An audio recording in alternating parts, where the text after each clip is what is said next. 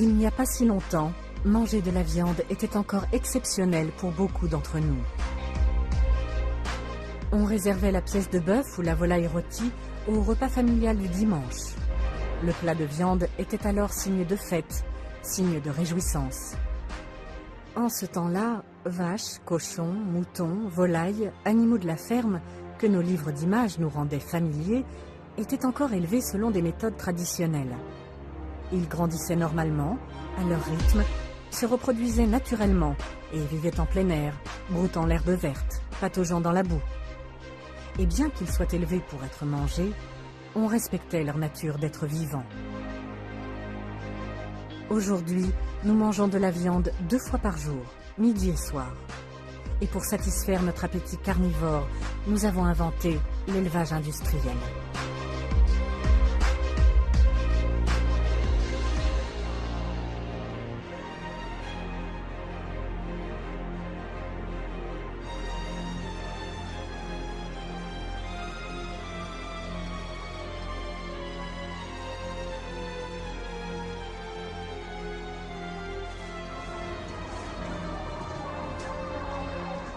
Pour lever le voile sur les secrets bien gardés de l'industrie de la viande, un militant de la cause animale nous fait pénétrer dans un élevage de dindes au milieu de la nuit, quand la surveillance se relâche.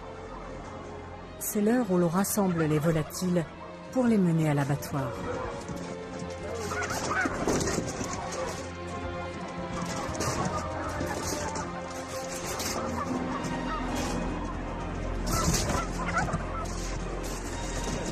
Ce qu'on voit ici, c'est 99% de l'élevage de dinde, c'est fait dans ces conditions-là, quoi. Exactement dans ces conditions-là. Et il faut bien se rendre compte de ça, parce qu'on a une image un peu bucolique de l'élevage en France. On a l'image de la nappe à carreaux, du tablier Vichy, etc. Et en fait, c'est pas ça, aujourd'hui, l'élevage. C'est des grands bâtiments comme ça qui font 180 mètres de long. C'est des animaux qui boivent jamais le jour, qui sont entassés dans ces bâtiments-là, etc. C'est l'élevage hors sol, l'élevage intensif. Et ça, c'est, suivant les espèces, entre 80 et 99% des animaux qui sont élevés dans ces conditions-là, quoi. Dans les usines à viande qui ont remplacé les fermes de jadis, les animaux désormais enfermés à longueur d'année sont devenus des machines à fabriquer des protéines. Dans ces nouvelles étables et porcheries en béton, la productivité est à l'œuvre.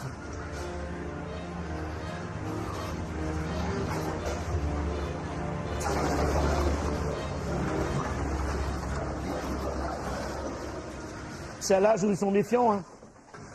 Ouh, on se demande qu'est-ce que je vais faire là. Le monde moderne aujourd'hui nous a fait que c'est plus comme autrefois à pousser des brouettes, remplir des seaux, avoir le dos cassé à bout de 10 ans ou 20 ans de carrière.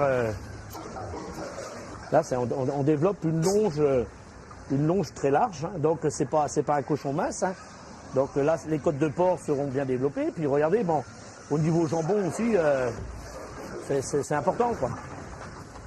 Hein, d'avoir donc une belle carcasse.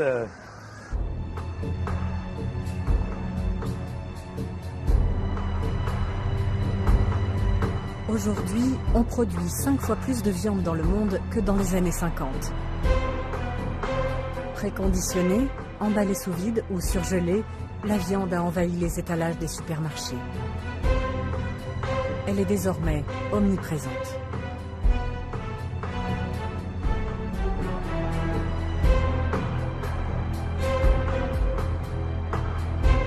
Aujourd'hui, il faut faire de la viande, il faut faire de la viande, il faut faire de la viande. En fait, c'est pousser l'aberration de cette production animale à son paroxysme. C'est le délire complet de cette production à outrance, quoi. Il y a une surconsommation de viande. Et puis, nous, consommateurs, on a notre responsabilité. Hein.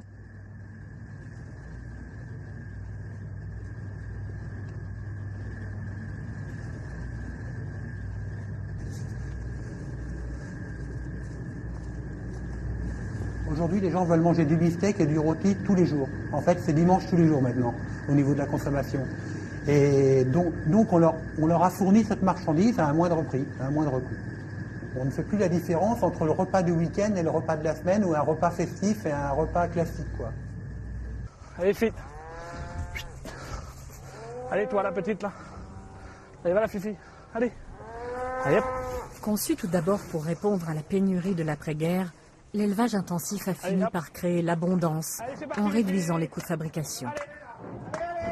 L'offre de viande est devenue telle que la consommation a suivi. Allez, hop. Limousine, là-bas, avance. Allez. Allez, là-bas. Allez.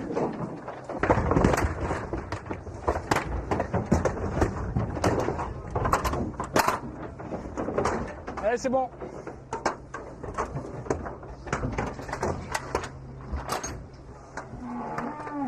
En 50 ans, notre ration annuelle de viande a été multipliée par 3. À l'évidence, il y a de l'avenir pour les abattoirs. 15, 17, 18, 19, 20, 21, 22, 23, 24. Les bêtes limousines, là, c'est des bêtes qui vont commercialiser sur des bouchers ou pour faire de la bonne viande, quoi. Parce que tout ce qu'il y a de vache noire et ça va pour le steak haché beaucoup, quoi. Voilà.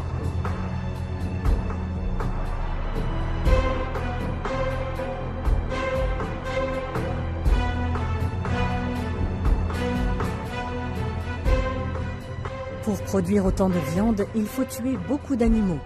Les chiffres donnent le vertige.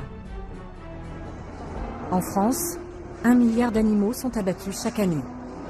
917 millions de poulets, canards, dindes ou pintades. 25 millions de porcs.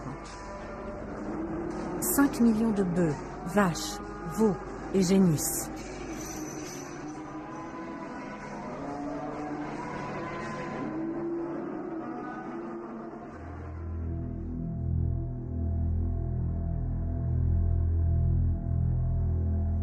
Notre appétit de viande a un prix, une souffrance invisible, cachée derrière des murs de barbelés.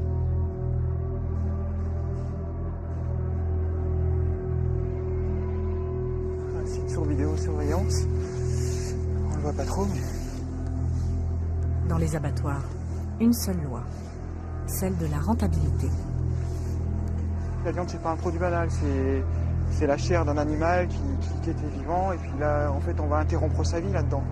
Donc, je sais pas à quelle cadence, mais c'est peut-être un bovin, 50-60 bovins à l'heure, donc un bovin toutes les minutes. Donc c'est un site industriel de mise à mort. Souvent, les gens ils disent mais il y a d'autres priorités ou des choses comme ça, mais moi ça me paraît fou, parce que quand on commence à tenir ce discours-là, dans notre société, c'est l'indifférence qui compte si on n'est pas capable d'éprouver de la peine et de la révolte face à des animaux qui sont brutalisés ou mis à mort, une chose comme ça.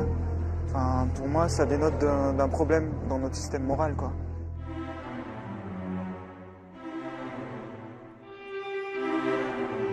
Pendant près de 10 000 ans, les animaux ont vécu à nos côtés. Ils étaient nos compagnons familiers. Pourtant, il a suffi d'un demi-siècle pour abolir cette relation ancestrale avec les meilleures intentions du monde. Tout a commencé aux États-Unis. Les Américains furent les premiers à transformer l'élevage en industrie, à Chicago, au début du XXe siècle. Pour la première fois, la découpe des carcasses fut automatisée. Un animal vivant à l'entrée de la chaîne, des morceaux à la sortie. Ils y réussirent si bien que le même modèle fut ensuite appliqué à la production automobile. Le travail à la chaîne ne fut pas inventé pour construire des voitures, mais pour dépecer des animaux. Henry Ford et les autres constructeurs ne firent que copier la formule en l'inversant. Des pièces détachées à l'entrée de la chaîne, une voiture à la sortie. Tuer et découper à la chaîne, ça n'a donc rien de nouveau. Mais avec la généralisation de l'élevage intensif, les pratiques industrielles se sont étendues à toutes les étapes du processus.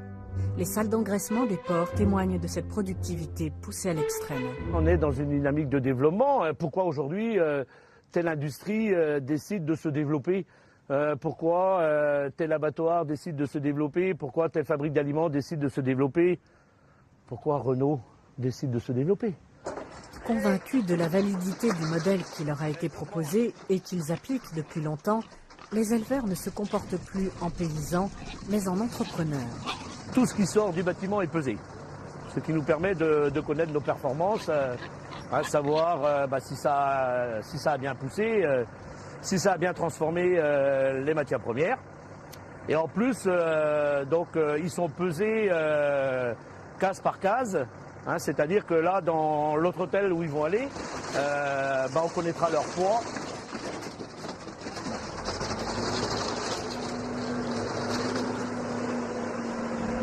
Alors le fait de les transporter dans cette caisse, si on peut appeler ça comme ça, permet aussi au porcelet de ne pas être fatigué, quoi. Parce qu'on ne va pas lui demander de faire 500 mètres. En plus, il fait un peu plus froid. Là, on quitte un endroit à 30 degrés ou 25 degrés. Élevés de manière artificielle, protégés de tout ce qui pourrait entraver leur croissance utile, les porcelets sont devenus des créatures infirmes, trop fragiles pour parcourir quelques centaines de mètres sur leurs pattes.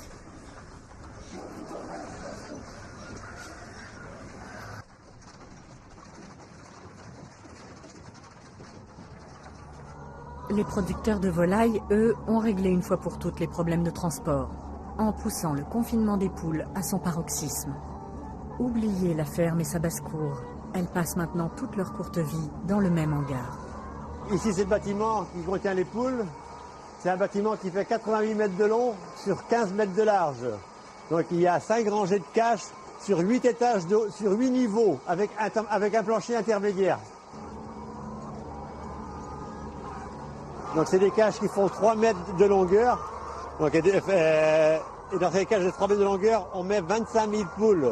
25 poules dans une cage de 3 mètres. La cage elle fait 3 mètres de long sur 60 cm de largeur et 60 cm de hauteur. La cage est équipée d'un tapis pour pondre, d'un nid de ponte dont dans le fond il y a un tapis. Et les poules, elles viennent pondre sur le tapis. Et elles se trouvent cachées avec cette plaque là, donc elles sont tranquilles pour pondre. Elles ont leur perchoir. Les poules quand elles dorment sur leur perchoir et elles se baladent comme elles veulent dans la cage. Et elles ont de l'espace. Donc, elles ont même des limes à ongles. Elles peuvent se gratter avec cette lime. La poule, elle vient nous voir et elle ne cherche pas à se sauver. Les poules ne sortent jamais, non, elles ne voient jamais la lumière naturelle. Mes parents avaient déjà commencé à investir dans la poule en cage. Avant les années 70, ils avaient une petite ferme, ils avaient une quinzaine de vaches. Et comme on était une famille nombreuse, ils n'avaient pas assez pour vivre. Donc là, ils se sont renseignés aussi à droite et à gauche et on leur a conseillé de faire un bâtiment de poules pondeuses, ce qui se faisait pas encore beaucoup à l'époque. C'était pratiquement les premiers qui se faisaient dans la région. Et là, ils ont bien gagné leur vie avec ce type de cage. Et on a continué à évoluer et c'est comme ça qu'on est arrivé aujourd'hui à avoir 50 000 poules et demain on sera à 127 000 poules.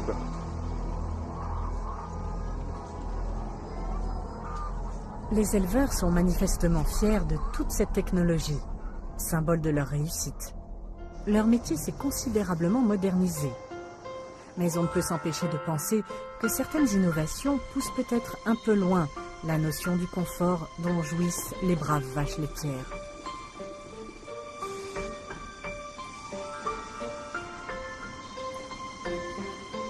Dans cette usine à lait ultramoderne, tout est automatisé, tout est pensé pour le bien-être des vaches, afin de garantir leur rendement. Si on veut un détail précis, on table le nom de l'animal et on a automatiquement tout son pédigré, tout ce qu'il a fait depuis un an, depuis un mois, les courbes, toutes ces courbes de mastication. Et le but du jeu, c'est quand il y a un grand nombre d'animaux, c'est de détecter tout de suite le petit iota qui ne va pas. Peut-être que l'ordinateur le voit avant nous.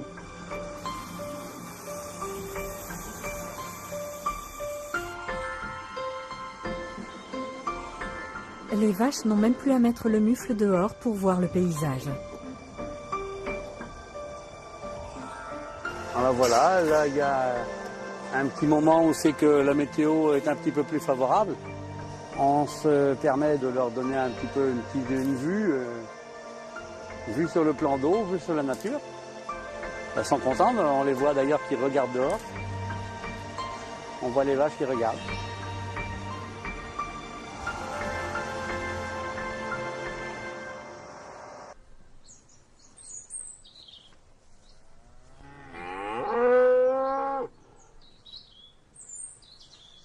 T'as vu comment elles nous regardent?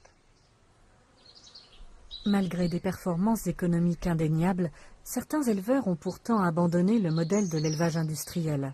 Ils y ont d'abord cru, en sont revenus et le combattent aujourd'hui au nom de l'éthique. Quand on voit un troupeau comme ça, on se dit en effet que ce sont des bêtes heureuses. Hein? Puisque là, bon, elles sont en liberté, elles pâturent comme elles veulent, elles boivent à volonté, elles ont leurs enfants autour d'elles. Chaque veau a sa mère, là, et ne se trompe pas pour téter. Hein. Parce que les veaux, il y a un rythme, il y a des heures pour la téter. Et alors quand vous arrivez dans le troupeau et que c'est la tétée, chaque veau tétant sa mère, c'est beau à voir.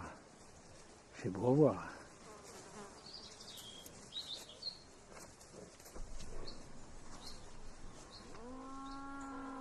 C'est l'ensemble de la société qui a payé pour mettre en place cet élevage industriel, qui est une vraie cochonnerie.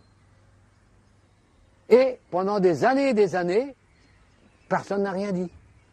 On a gobé tout ça, et on a gobé tout ce qu'on nous a imposé, et on nous a en fait obligés à payer pour faire des choses qui sont mauvaises. On a 50 000 animaux ici, donc on n'en voit pas un seul, on entend juste quelques oiseaux. Voilà. En face, on a encore un autre complexe. Je pense que ça va être des poules pondeuses, ou voilà, il y a un gros bâtiment là, je pense que ça va être des poules pondeuses, ou alors d'autres volailles de chair aussi. On doit voir aussi 50, voire là, comme il y a plusieurs bâtiments, peut-être 100 000 animaux là en face. Donc c'est sûr que là, à la campagne, quand on est à côté, on habite à côté, on peut avoir des problèmes d'odeur, hein, mais le chant du coq, etc., ça ne va pas être un problème. Donc on est arrivé à une concentration aujourd'hui, à une aberration totale.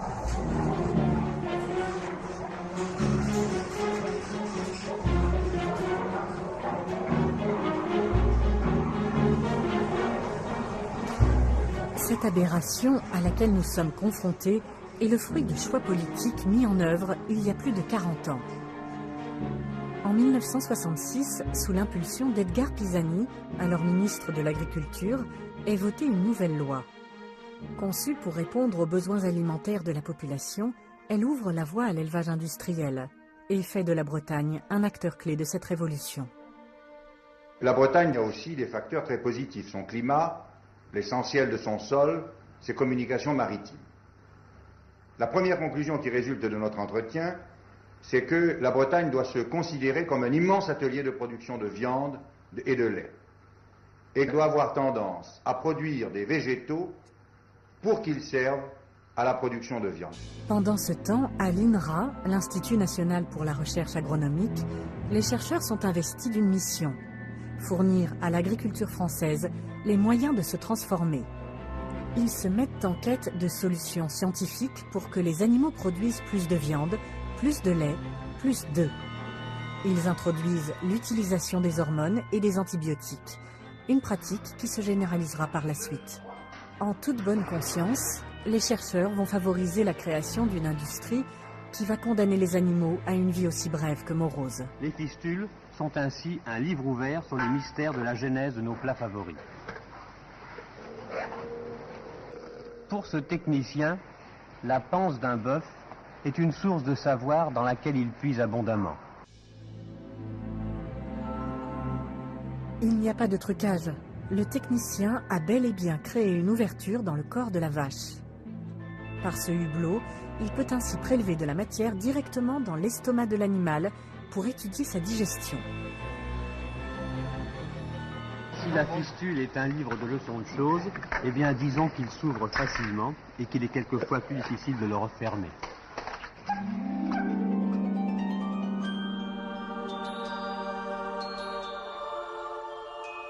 Les agriculteurs bretons ont entendu le message des politiques.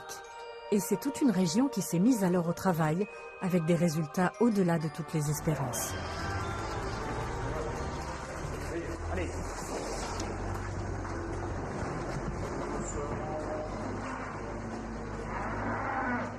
père a fait des choses, son père Patrick a fait des choses. Tout ce que je peux vous dire, c'est qu'ils sont partis de rien pour arriver à ce que l'on a, nous, entre nos mains. Ils nous ont sortis de la misère. Donc la Bretagne, c'est ces gens-là qui l'ont sorti de la misère. Maintenant, si c'est pas ça une réussite, je ne sais pas ce que l'on veut. C'est ainsi que la Bretagne est devenue l'usine à viande et à lait de la France. Les éleveurs bretons ont même dépassé tous les objectifs fixés par le gouvernement. De nos jours, ils produisent 35% des bovins, 40% des volailles et, chose inimaginable à l'époque, 65% des porcs. Alors qu'une vache donnait en moyenne 2000 litres de lait par an, certaines en produisent aujourd'hui jusqu'à 12 000 litres.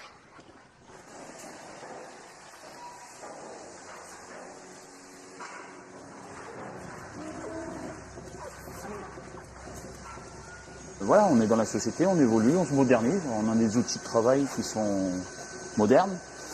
Beaucoup d'informatique, hein, vous voyez, chaque vache est identifiée, donc il y a le numéro s'affiche. Alors celle-là, elle n'est pas à traire parce qu'elle doit avoir un petit groupe, mais ici vous avez le numéro et la quantité de lait qu'elle a produit.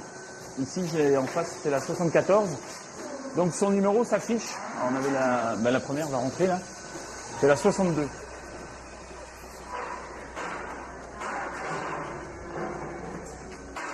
Les animaux sont vraiment des numéros, hein, des machines à faire du pognon, à transformer l'aliment en viande qu'on vend, quoi. Aussi bien les cochons que les poules, que les poulets. C'est affreux quand on voit ça. C'est affreux. C'est révoltant. Comme disait ma mère, hein, des bêtes sacrifiées. Des bêtes sacrifiées. Et c'est contraire à l'éthique, contraire à l'éleveur, au métier d'éleveur. Il y a ce qu'on appelle l'engraissement, beaucoup plus industriel. Les ateliers de porc, de volaille et autres. Et là, c'est vrai que c'est complètement impersonnel.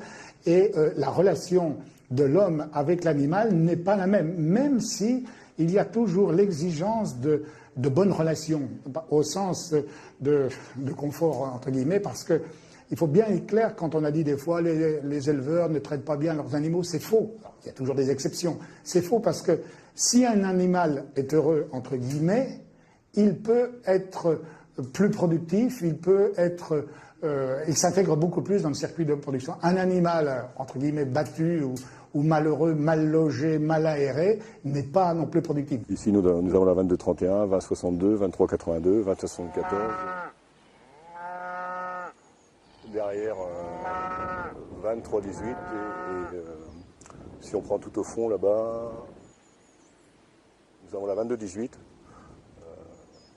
Donc le simple fait de voir soit la tête, soit l'arrière, je l'identifie tout de suite. J'ai une assistance pour la détection des chaleurs. Sur le collier, les vaches ont une puce qui enregistre le mouvement des animaux, c'est-à-dire en hauteur, dans le sens latéral, et puis qui mesure en fait toute leur activité de la journée. Les animaux en déplacement peuvent être en chaleur, et la meilleure manifestation se traduit par un chevauchement. Regardez là. C'est pas net en fait, c'est pas des mathématiques, ça nécessite de l'expérience et du temps d'observation. Mais à partir du moment où il y a des animaux qui se chevauchent comme ça, on peut penser que l'un ou l'autre, voire les deux, sont en chaleur.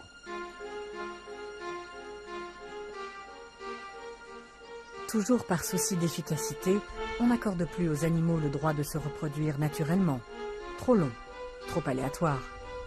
Place à l'insémination artificielle. C'est ainsi que sont fécondées 90% des vaches laitières.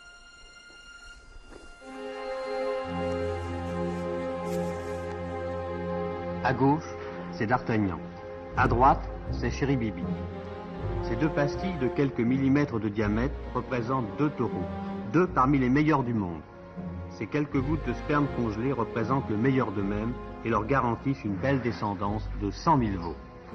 Chéri Bibi est mort depuis 6 ans, mais grâce à l'azote liquide, il restera quelques années encore un père exceptionnel. En effet, l'insémination artificielle a conquis les campagnes.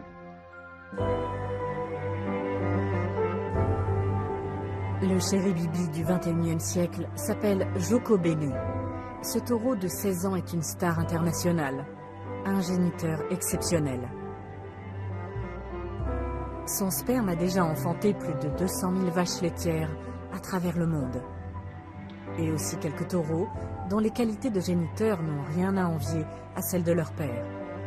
La lignée de Joko Bene n'a pas fini de s'agrandir.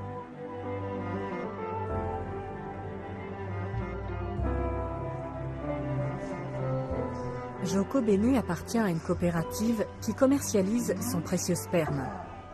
Cette même coopérative assure la reproduction des troupeaux de ses adhérents par des taureaux sélectionnés pour leur performance, selon des méthodes où la nature n'a plus sa place.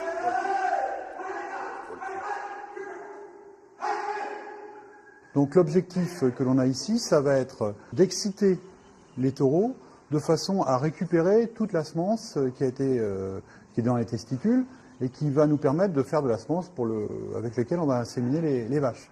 Donc il faut que l'on trouve la bonne alchimie, l'excitation du taureau avec un bœuf et le fait que le taureau se sente en confiance par rapport aux personnes qui s'occupent de lui. Donc les bœufs, ce sont des animaux qui sont plus calmes que les taureaux. Et puis les femelles déjà ont une capacité physique à absorber les montes des taureaux qui sont beaucoup plus faibles. Donc si on amenait une vachette ici ou une génisse, elle serait assez rapidement fatiguée de recevoir 600, 800 kilos, une tonne 2, 3 fois, 4 fois par matinée. Donc on préfère avoir des animaux qui sont plus robustes et donc on ne rentre pas de femelles. Alors si on ne rentre pas de femelles et qu'on ne veut pas que ce soit des taureaux, ce qui nous reste comme situation, c'est le taureau castré qu'on appelle un bœuf, quoi.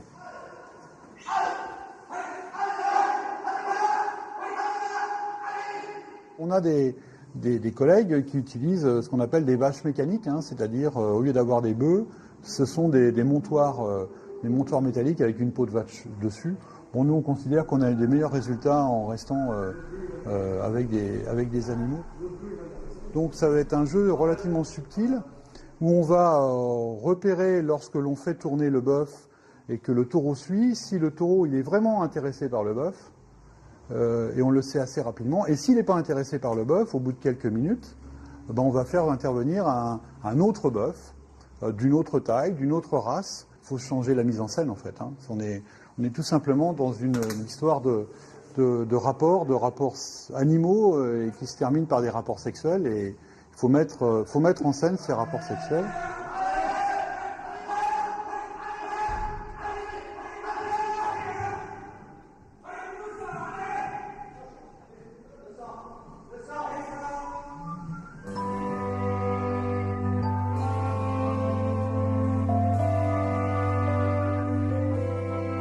La semence recueillie grâce à ce simulacre de rapport sexuel est ensuite traitée en laboratoire, fractionnée en petites doses et congelée.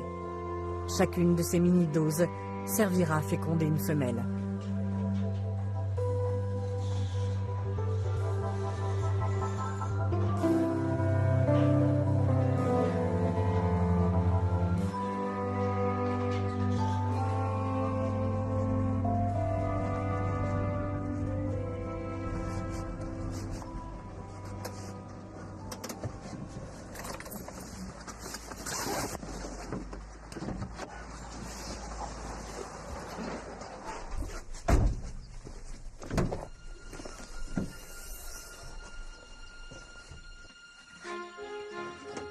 Les techniciens ne se contentent pas de stocker du sperme congelé dans leur laboratoire.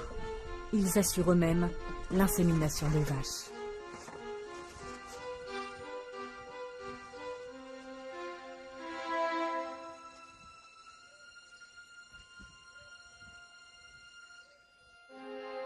Donc il y a le nom du taureau, son numéro d'institut de l'élevage, le code barre, la date où l'éjaculat a été prélevé. L'inséminatrice décongèle une paillette de sperme avant de l'introduire dans l'utérus de l'animal. Cette fécondation est une opération essentielle dans la carrière d'une laitière, car pour produire du lait, il faut d'abord qu'elle ait tué un veau.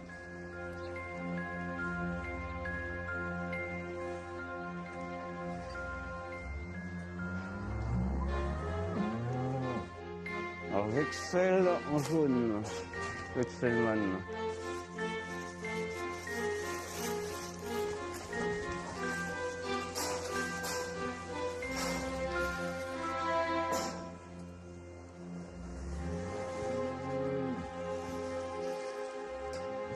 Donc là, en fait, nous passons le col de l'utérus, donc avec ce pistolet où la paillette de sperme est engainée.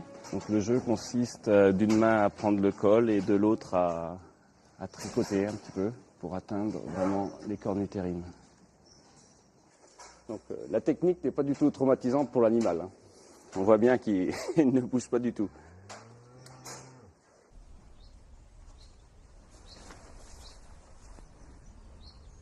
Ce jeune veau est né pendant la nuit. Il n'a que quelques heures et sa vie commence par un déchirement. À peine mis au monde, il est aussitôt arraché à sa mère.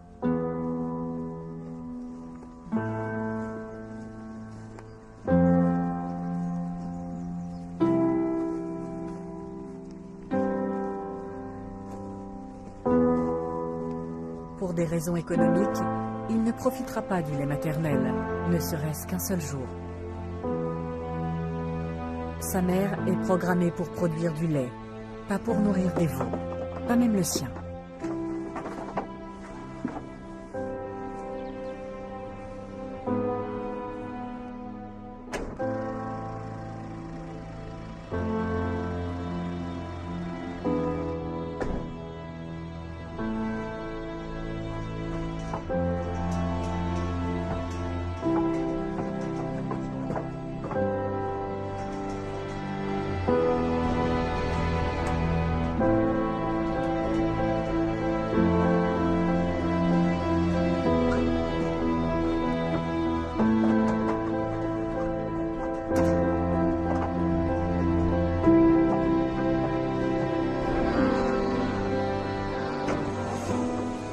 L'avenir de ce veau est tout tracé. Si c'est une génisse, elle connaîtra le destin de sa mère. Une vie de vache à lait pendant 5 ou 6 ans, avant de finir en steak haché. Si c'est un mâle, sa durée de vie n'excédera pas quelques mois.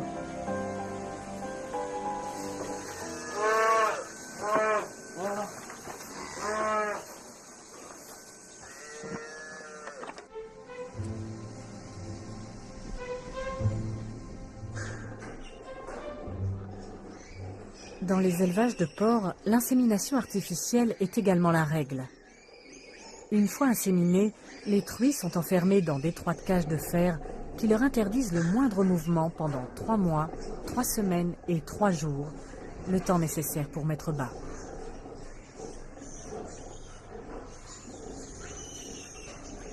Donc là, j'ai 4 doses de 3 milliards, il y a 12 milliards de spermatozoïdes. Et une truie recevra donc en insémination 2 doses à 24 heures d'intervalle. Donc c'est sûr qu'avec un prélèvement, maintenant on peut faire à peu près parfois une quarantaine de doses, c'est-à-dire 20 truies, ça fait 250 porcelets provenant d'un même prélèvement. Nous sommes ici dans la salle de maternité et cette semaine, les truies qui mettent bas... ce sont nos truies sélectionnées parce qu'actuellement nous faisons du croisement alternatif, c'est-à-dire que nous gardons nos meilleures truies.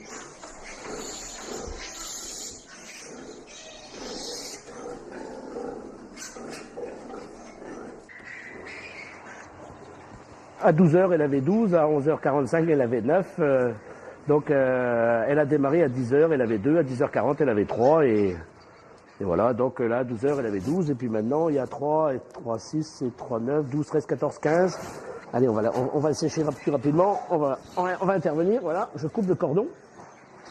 Voilà, j'ai coupé le cordon. Et donc là, maintenant, je vais la sécher.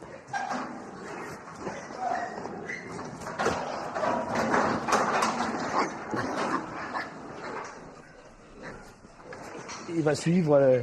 La filière normale, hein, c'est-à-dire qu'il va être engraissé, puis il terminera comme un porc charcutier, en jambon, et puis en côte de porc, en saucisson.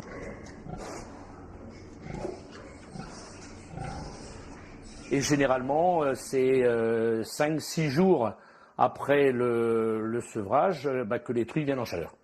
Donc c'est-à-dire que 8 jours après qu'elles ont été sevrées, 95% des truies sont venues en chaleur et sont inséminées et sont reparties pour un autre tour, quoi.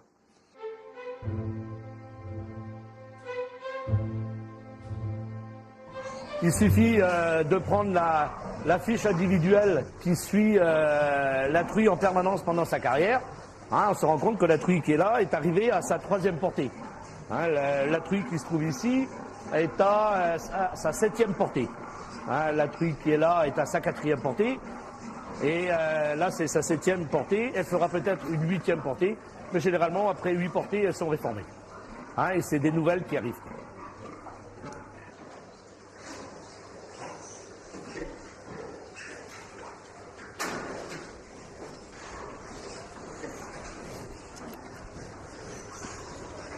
Pour les animaux d'atelier, qu'on appelle les hors-sols, il y a eu beaucoup d'améliorations de fait aujourd'hui, mais il faut reconnaître qu'il y a eu des périodes où c'était quand même, limite, c'était vraiment de la compression économique. Hein. C'est-à-dire que le fait que le prix du produit était de plus en plus bas, ben, les agriculteurs essayaient d'en mettre un de plus par le mètre carré.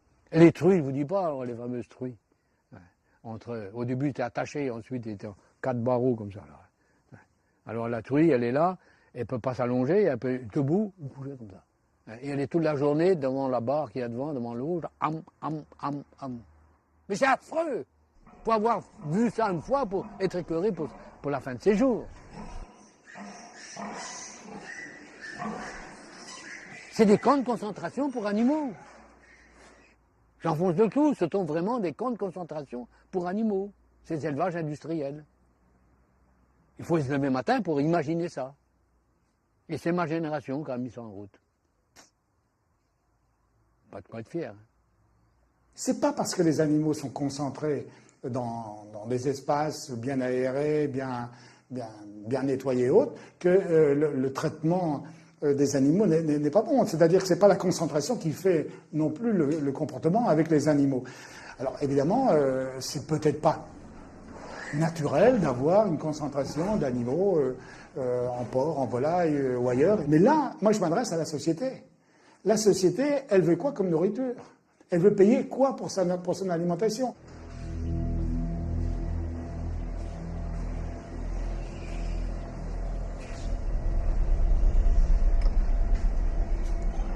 Cet éleveur a repris l'exploitation familiale. Il sait ce que les générations précédentes ont enduré et les difficultés de leur travail. Aussi n'a-t-il aucune nostalgie du passé. Ce qu'on entend trop souvent quand on parle de nos élevages qui ont évolué depuis un certain nombre d'années, c'est de nous dire « Ah oui, mais maintenant vous êtes devenus des éleveurs industriels. » quoi. En fait, moi je m'inscris complètement en faux là-dedans, parce que nous déjà, nos animaux que vous voyez là, ce sont des animaux qui sont déjà complètement sains.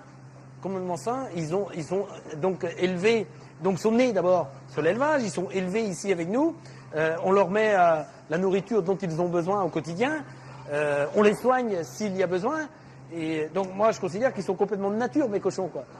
Moi je vois rien d'industriel derrière ce cochon-là, quoi. Voilà. Et derrière, on a la viande qui est produite, qui répond à un cahier des charges dont le consommateur nous demande, quoi. Certains s'imaginent de voir le petit cochon dans l'herbe, dans la nature, voilà quoi.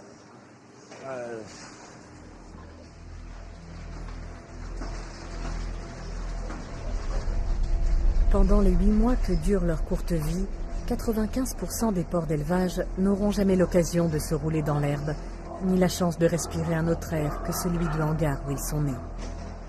Ici, on est dans la salle d'embarquement des animaux, hein, où donc les animaux seront stockés et logés donc, pour quelques heures, donc case par case.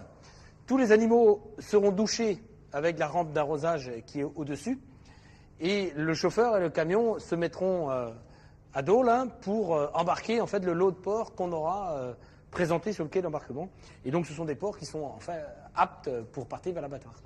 Le cochon, c'est un animal qui stresse. Le fait de les doucher les rend de suite beaucoup plus paisibles et calmes. Et ce qui fait que quand le chauffeur viendra les embarquer, les cochons ils vont aller tranquillement. Je ne dis pas qu'il n'y a pas encore peut-être un peu de stress à certains moments, mais croyez-moi, il y a eu des efforts considérables. Pour l'intérêt de l'animal, mais pour l'intérêt aussi du transformateur et du consommateur. Parce que si un animal est stressé, comme cela peut être dit, la qualité de la viande, ça se ressent. Donc c'est toute la chaîne qui en dépend. Et donc s'il y en a qui ont intérêt pour le bien-être animal. Il y en a d'autres qui ont intérêt aussi pour la qualité du produit.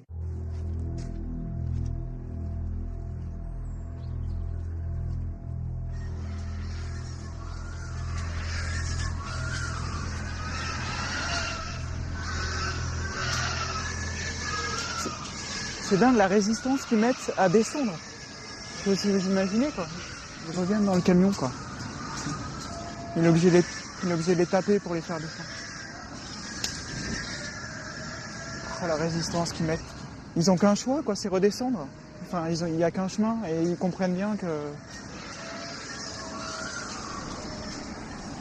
Quand j'ai vu passer l'offre d'emploi pour cet abattoir, et que je vois à quel point c'est difficile d'aller voir ce qui se passe dans les abattoirs. À la rigueur, les quais de déchargement, on peut y aller en se cachant, voir un petit peu comment ça se passe. Et à l'intérieur, c'est une boîte noire. L'abattoir, on voit rien du tout. Et quand j'ai vu passer l'annonce, je me suis dit, il faut, en tant qu'association de protection animale, notre boulot, c'est d'aller témoigner, d'ouvrir des fenêtres sur ce que c'est que les abattoirs. Et ça va être dur, mais il faut que j'y aille, quoi.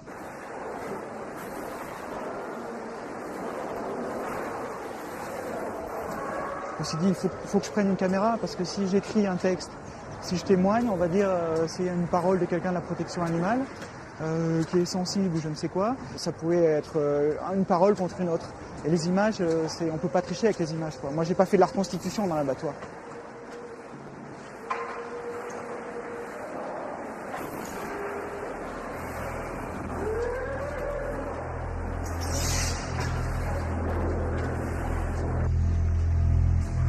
Tous les animaux destinés à notre alimentation finissent un jour aux abattoirs.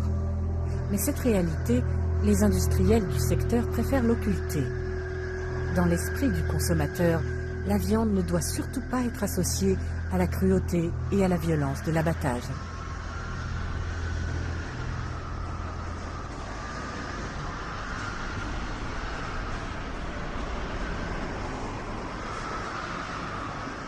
Tous ces groupements de producteurs, tous ces abattoirs et tout ça vivent de cette production intensive. Puisqu'il y a beaucoup de produits de fait, donc voilà. Alors tous ces gens-là sont derrière, on appelle ça la filière.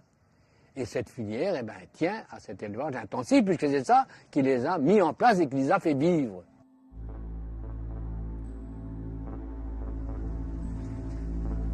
Au sein de cette filière, le rôle joué par les coopératives et les groupes industriels auxquels elles sont liées a radicalement changé.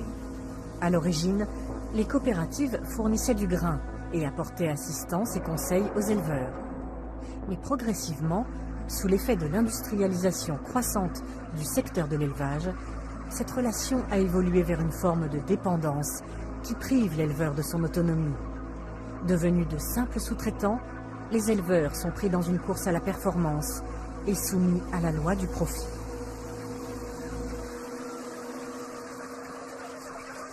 Le paysan doit fatalement devenir un entrepreneur, tellement la compétition est rude. Alors on rêve tous du paysan au pied de son arbre, etc. Mais bon, l'image est sympathique, mais la réalité est hélas tout à fait différente. Le monde est impitoyable. Si vous n'êtes pas performant, vous serez sorti du jeu. C'est pas moi qui l'ai décidé, mais les choses vont ainsi. Et depuis 50 ans, je l'ai toujours observé de cette façon. Donc, travailler sa compétence, sa compétitivité est une obligation de tous les jours.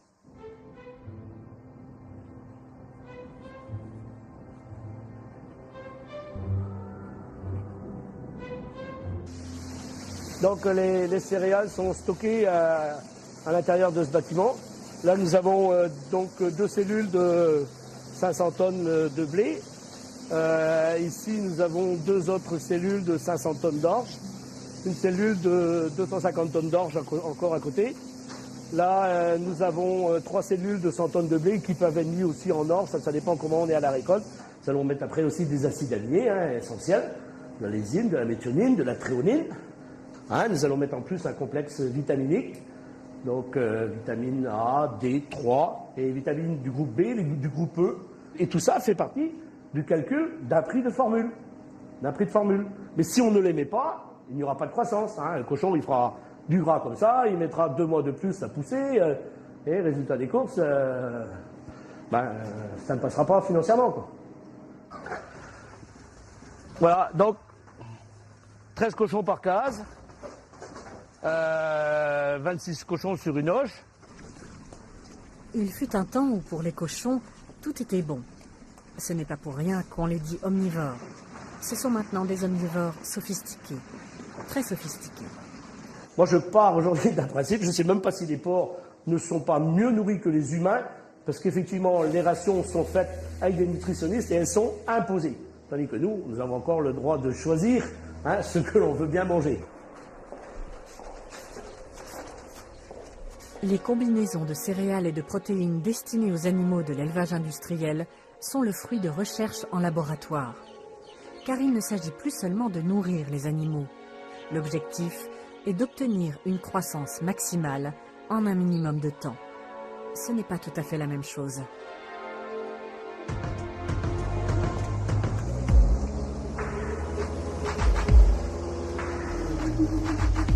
C'est des sortes de chimères en fait, ces animaux-là.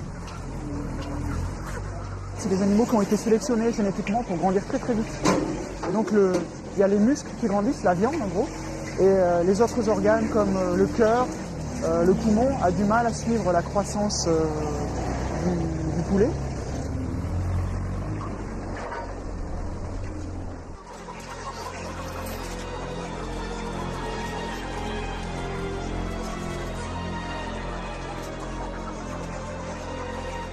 Le jour se lève et en fait on va pas avoir plus de lumière que ça dans le bâtiment, quoi.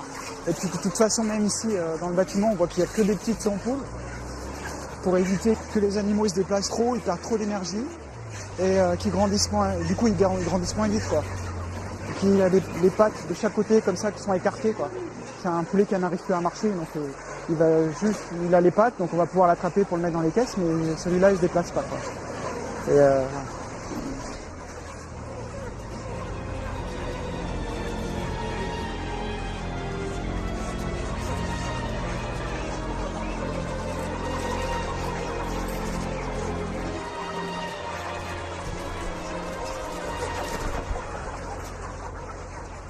Et là, ce sont des poulets qui vont aller et c'est des groupements, c'est-à-dire que l'éleveur, lui, on lui fournit les poussins, on lui fournit le technicien, on lui dit ce lot-là, vous allez faire du lourd, comme ils disent, des poulets qui vont avoir 49 jours, là, vous allez faire à 42 jours, etc.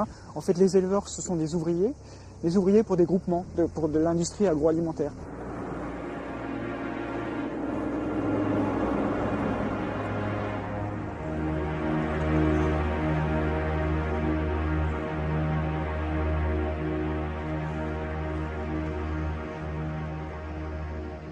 À 500 mètres de la ville, il y a cette zone industrielle là, et puis il y a ce balai de camions qui roulent la nuit, le petit matin, etc.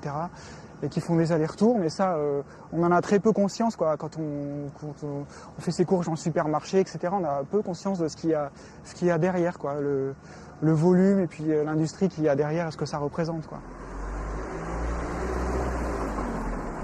Là, on est aux portes de l'agro-industriel, quoi, et c'est typique de ce genre de choses à l'image des bâtiments, quoi, et fermés, il n'y a rien à voir circuler, quoi. L'éleveur, là-dedans, n'est qu'un tout petit maillon sur lequel il y a très peu de pouvoir. Quand il se laisse embarquer dans cette fameuse filière industrielle, si on veut dire les choses par leur nom. Mais, heureusement, tous les paysans ne sont pas rentrés là-dedans. Et il y a encore quand même, Dieu merci, beaucoup de paysans qui travaillent à partir de leur exploitation, sans être liés, ou très peu, à cette filière organisée.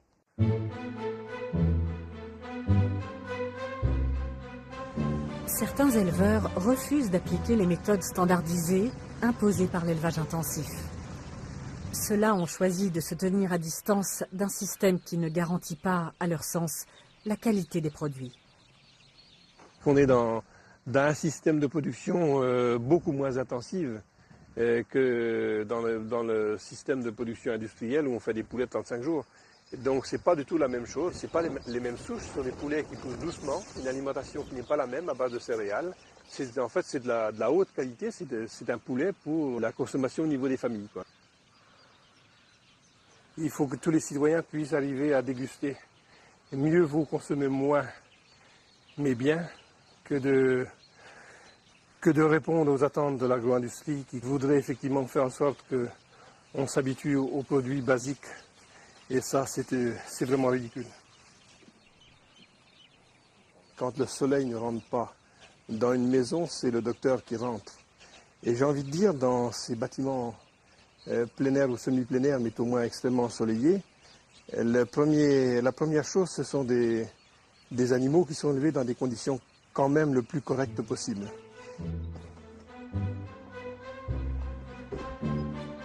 On va donner à manger aux cochons. D'autres éleveurs sont revenus à une pratique traditionnelle pour retrouver les valeurs de leur métier, regagner leur autonomie et la satisfaction du travail bien fait. Ils sont beaux, mes cochons. C'est des cochons qui sont sympas. Ils sentent bon. Et ils font de la bonne viande. Ils ont des dents, ils ont une queue. Elle est entière bouchon, bien redressée. Elle remue bien. Ouais. Et parce que les queues, maintenant, des cochons, ils n'ont plus de queue, les cochons. Pourquoi ils coupent les queues? Parce que en porcherie industrielle, ils se mangent la queue entre eux. Parce qu'ils n'ont rien d'autre à faire. Comme ils sont sur béton, ils se bouffent, ils se croquent la queue entre eux. Et ça arrive par saigner et bouffer entièrement la queue. On fait marcher le système, on achète, on produit, et au bout du compte, on gagne rien, quoi. Et on ne fait que travailler pour les autres. On s'est rendu compte que les techniciens arrivaient avec leur programme, leur schéma de production. En fait, ils nous disaient ce qu'il fallait qu'on fasse. On décidait rien, en fait.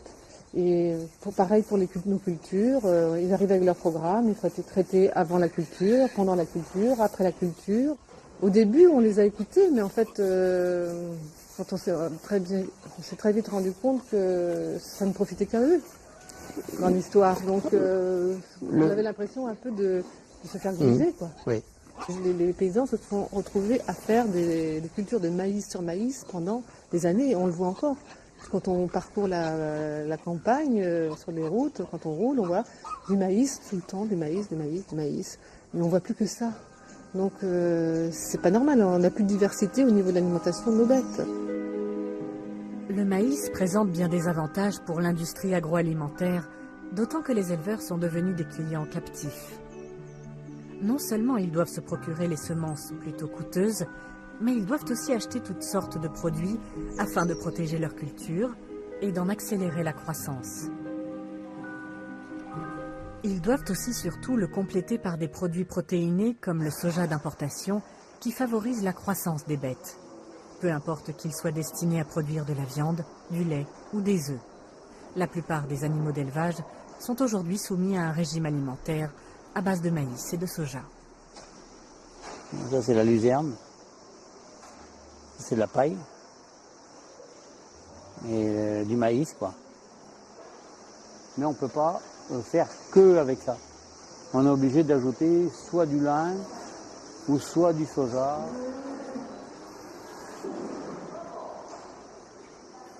S'il n'y a pas de protéines pour équilibrer la ration, vous savez bien, les animaux ne poussent pas. Ou ils vont végéter, ils vont mettre comme des clous. Ils ne vont pas produire de lait. Nos élevages industriels de volailles et tout ça, c'est fini. Ça ne marche parce qu'on complète avec le soja importé. Et si on n'a plus de soja, adieu vos vaches cochons couvées, puisqu'ici, on dépend du soja pour l'alimentation en protéines de nos animaux.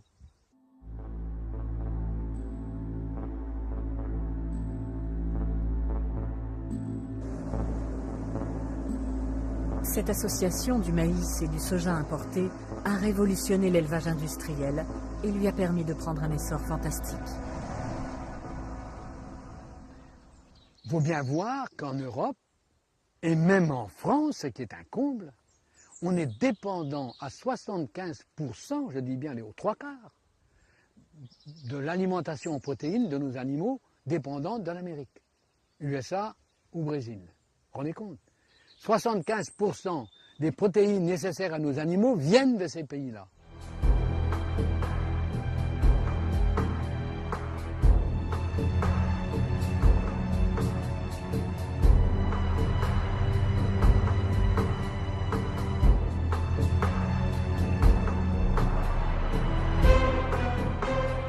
Avec le développement spectaculaire de l'élevage intensif dans le monde, la demande de soja a explosé.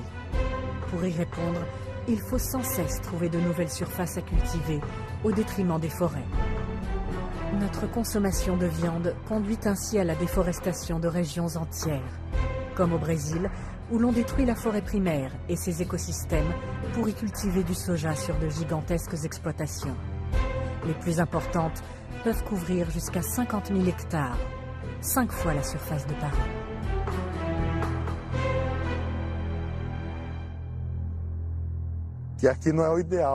Ici, c'est pas l'idéal. Il faut prendre une douche après. Quand on passe la journée comme ça dans les champs, on peut faire une intoxication. Avoir des problèmes.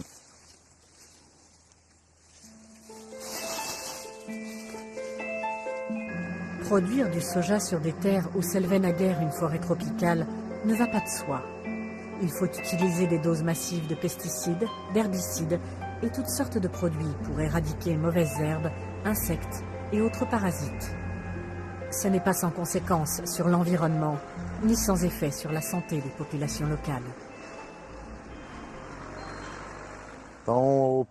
Les produits qui sont utilisés sur cette parcelle, toutes les exploitations du Mato Grosso les utilisent aussi. Aujourd'hui, il en existe une gamme très large qui ont le même effet.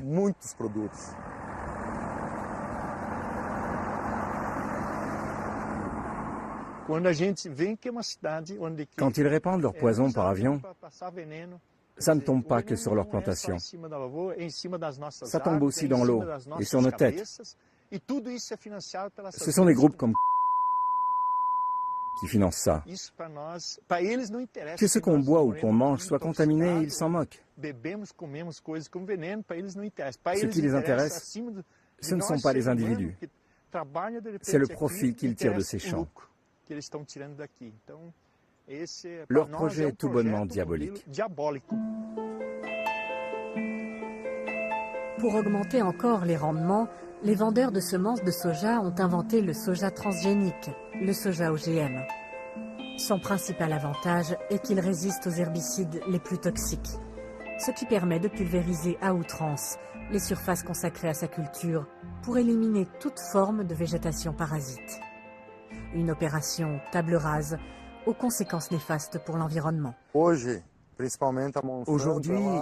c'est surtout le détenteur du brevet qui impose aux vendeurs de semences de produire jusqu'à 80% de semences de soja transgéniques. Alors, qu'on le veuille ou non, ça arrive obligatoirement jusqu'à nous.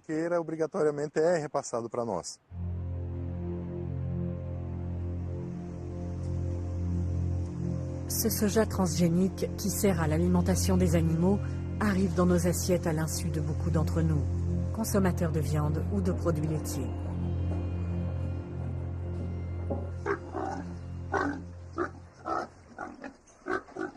Les scientifiques disent qu'il n'y a pas de différence. Donc il faudra bien qu'un jour le débat soit mis sur la table, avec ou sans, et il y aura un prix avec OGM, et un prix sans OGM, on s'adaptera.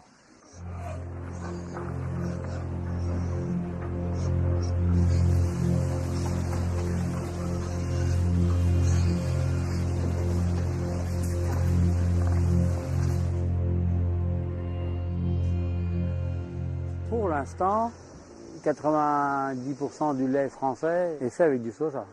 On ne peut pas s'en passer comme ça. Et celui qui me dit qu'il ne mange pas d'OGM, aujourd'hui, je ne le crois pas. La solution pour ne pas consommer d'OGM, c'est de manger bio. Produire bio, c'est le choix de cet éleveur. Il possède une quarantaine de vaches qui vivent en plein air et qu'il nourrit au foin en hiver. Allez, Andalous. Allez. Andalous, tu viens? Allez.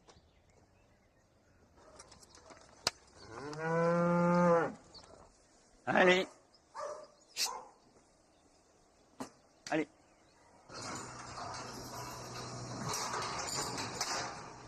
Nous, on n'achète pas de soja. On a un petit peu de céréales qu'on produit nous-mêmes, qu'on donne aux vaches. Mais on n'a surtout pas besoin d'acheter de matière azotée, de protéines. Les protéines, on les produit dans le champ. Et c'est ça, c'est une des grosses différences. On est passé en bio, non pour des raisons, je vais dire, techniques et économiques. Parce que les systèmes herbagers coûtent quand même moins cher. Voilà, c'est pas pour des raisons philosophiques, bio à tout prix, etc. Non. On y est venu, je veux dire, facilement. On a un peu moins de lait par vache, mais le résultat est nettement mieux. On est beaucoup moins dépendant de...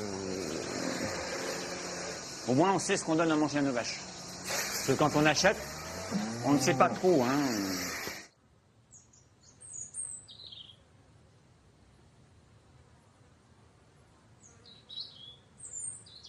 Cette viande produite de cette façon, elle est d'une qualité extraordinaire. D'ailleurs, vous voyez le troupeau. On voit que c'est un troupeau en bonne santé.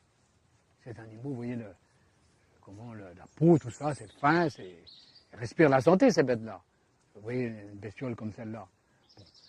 Eh bien, ça veut dire qu'au bout du compte, pour le consommateur, puisqu'au final, malheureusement, ça arrive chez le consommateur, eh bien, la qualité de cette viande faite de cette façon, elle est extraordinaire. C'est pas moi qui le dis, ce sont les scientifiques eux-mêmes.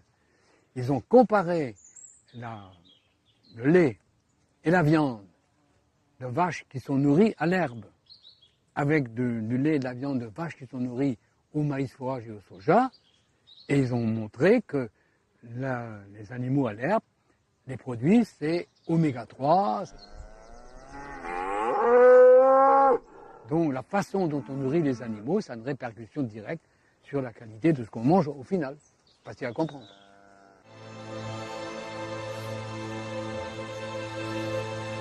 Ce qui est également facile à comprendre, même si cela se passe loin de chez nous, c'est qu'en mangeant la viande issue de l'élevage industriel, le consommateur participe à un système de production qui met en péril les populations indigènes du Brésil, victimes des effets directs de la culture intensive du soja.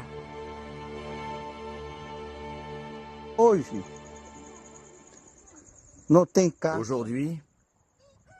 il n'y a plus de gibier, il n'y a plus de poissons, ni de fruits. Tout ça parce qu'il n'y a plus de forêt.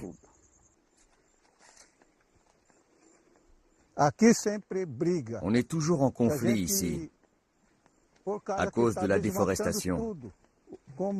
Aujourd'hui, il ne reste plus rien.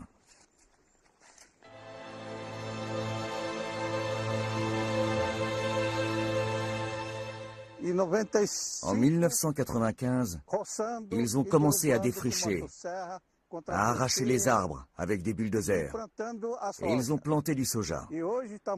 Depuis, c'est irrespirable. Il n'y a plus d'odeur de fleurs. On respire mal. On respire des insecticides.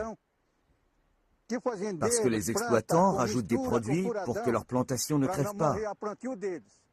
Du coup, l'air que nous respirons est pollué.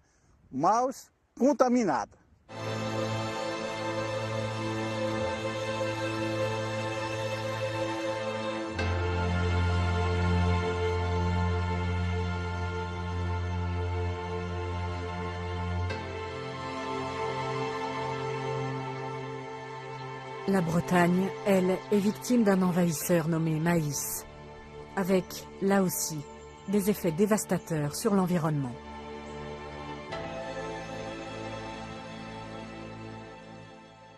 Au printemps, mais ici, c'est une merveille. C'est une merveille. Moi, je m'assois là, je regarde, c'est une beauté, c'est à chialer. Et alors, eh bien, ce genre de prairie peut très bien, avec un drainage perfectionné, là, dans 2 ans, vous pourrez peut-être voir du maïs. On a la déforestation ici, d'un niveau peut-être même plus important proportionnellement qu'à l'Amazonie. On a détruit à peu près 80% du bocage. Au minimum, c'est 300 000 km de haies en Bretagne, au minimum. Moi, j'ai des chiffres oraux de la Chambre d'agriculture, c'est 150 000 km de haies sur les côtes d'Armor. C'est énorme, et je ne sais pas comment les Bretons n'ont pas pu réagir, laisser faire ça, sans doute parce qu'on n'a plus la culture, on a perdu la culture rurale. Les Bretons n'aiment plus les arbres. Quand on a autant d'animaux en Bretagne, il faut bien les nourrir, en plus de ce qu'on va chercher qui nous arrive dans les ports. Ce qu'on peut produire ici, on le produit également. Hein. Et puis ça permet aussi, le maïs permet aussi au printemps de pouvoir mettre des lisiers. Donc ça sert des zones d'épandage, ce sont des stations d'épuration pour les lisiers. Le lisier est utilisé comme fertilisant dans la culture du maïs. C'est un mélange d'urine et d'excréments de porc additionné d'eau. Difficile d'échapper à son odeur. Le cheptel breton produit 200 000 mètres cubes de déjection chaque jour, l'équivalent d'une population de 40 millions d'habitants.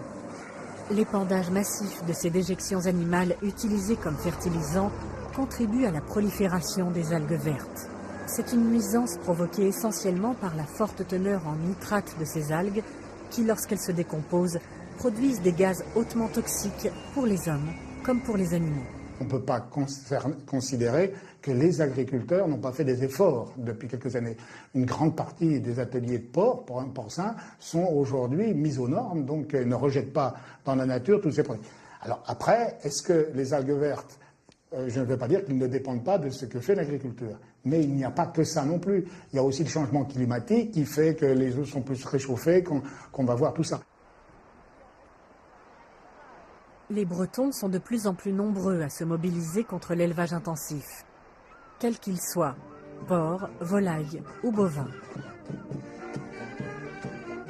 Ici, ils parodient une procession religieuse pour dénoncer l'idolâtrie du cochon d'or, divinité de la rentabilité immédiate au détriment de l'environnement.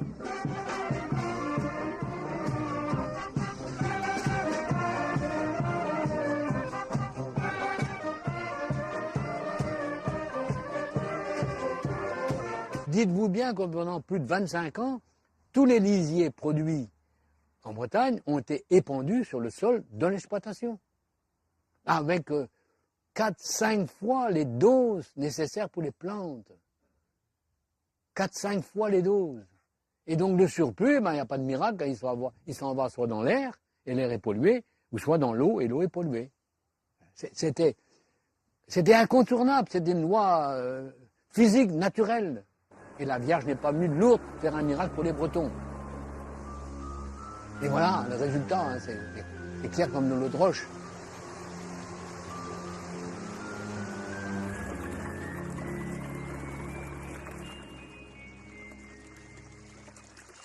Ce petit cours d'eau là, qui a une eau très pure, limpide, où apparemment rien ne se passe, eh ben c'est lui qui est responsable de la marée verte qu'il y a là.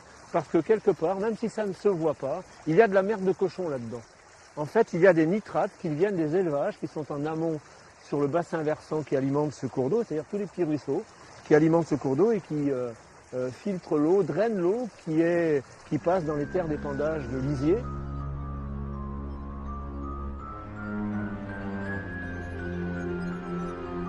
C'est pas les agriculteurs, c'est pas les éleveurs qui sont à blâmer dans cette affaire, même s'ils ont suivi.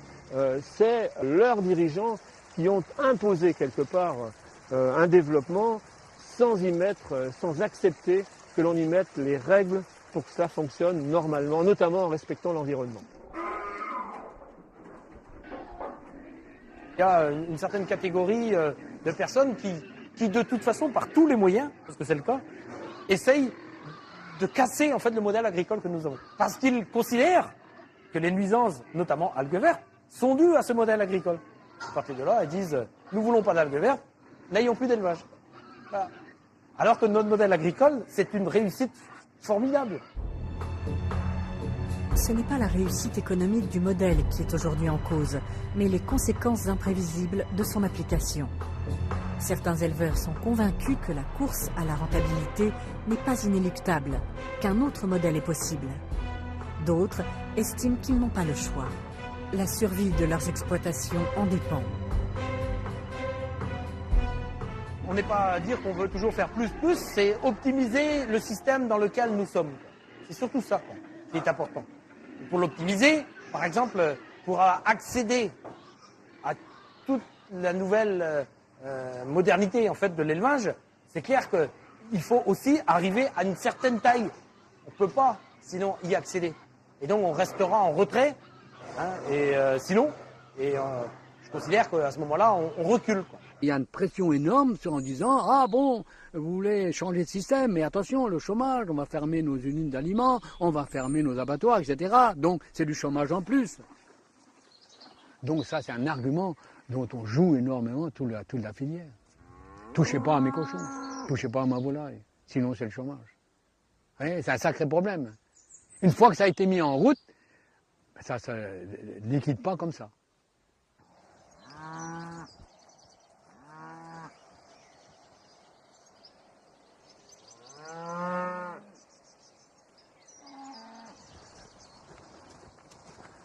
Allez, ma belle. Les éleveurs qui pratiquent aujourd'hui un élevage raisonné ont refusé de se soumettre à la pression économique d'un système jugé insatisfaisant. Le système en place actuellement a tendance à dire que des gens comme nous, on va créer du chômage parce qu'on n'achète pas d'aliments, on n'achète pas d'engrais, on n'achète pas de produits phytosanitaires, on achète moins de médicaments aussi.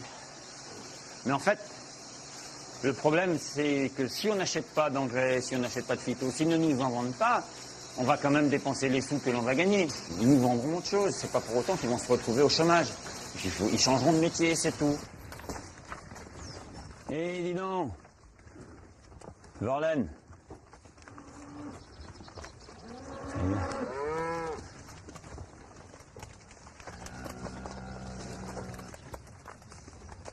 On est au cœur du débat, là. Ou bien on prêche pour une agriculture, un élevage